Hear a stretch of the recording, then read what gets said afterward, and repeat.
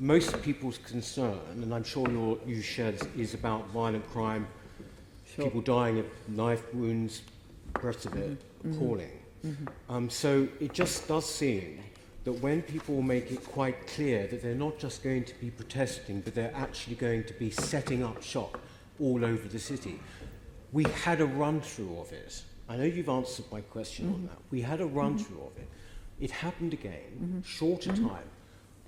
Would you be quite prepared for it to happen again? Would you, if Extinction Rebellion came along in a couple of months and said we're going to do the same thing, what would your reaction be?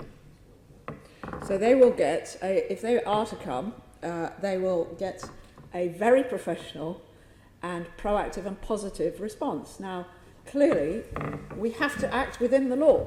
We have to use the powers that are given to us. And we have to be determined not to allow protracted, serious disruption of our city. And that, I think, is what we did achieve.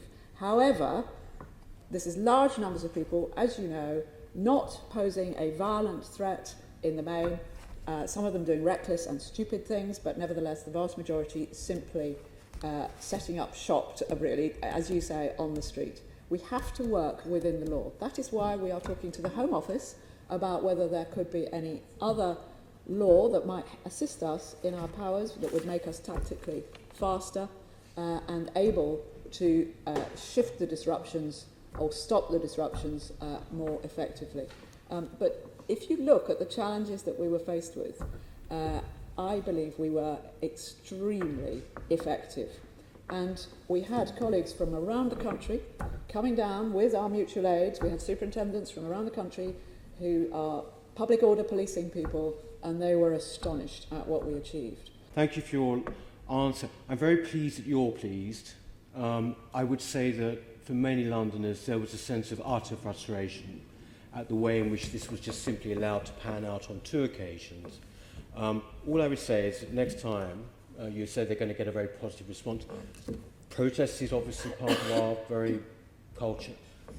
There are huge parks, maybe people can protest in the usual way. What they can't have again is people being allowed to set up all over the city. It has a huge impact on people's livelihoods. It has a huge impact, obviously, on just getting around. There's a sense of utter frustration.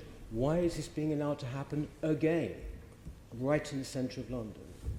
But I said my main concern really is about violent crime.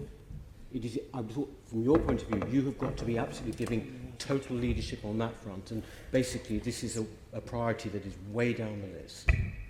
Well, we have always policed a huge amount of protest in London, probably more than any other city, I suspect, in the world.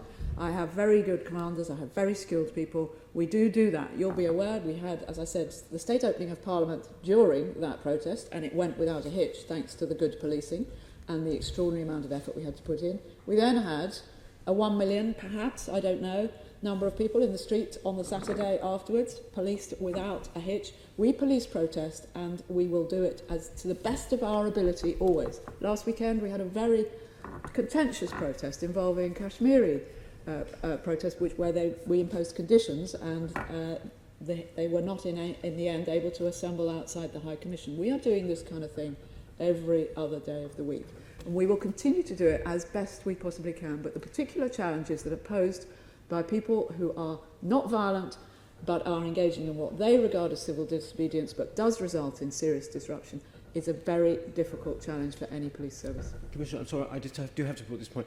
You're talking about protests. It's all fine, of course. Protests are part of what we are. No one is suggesting otherwise, and that you have to police those.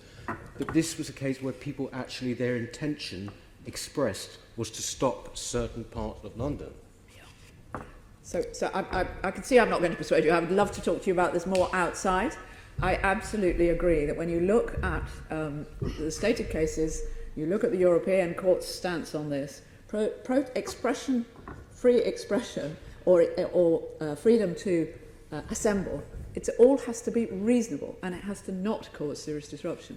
Don't forget, we've arrested over 1,800 people for that offence, and they will be, most of them, charged, and they will go through the courts.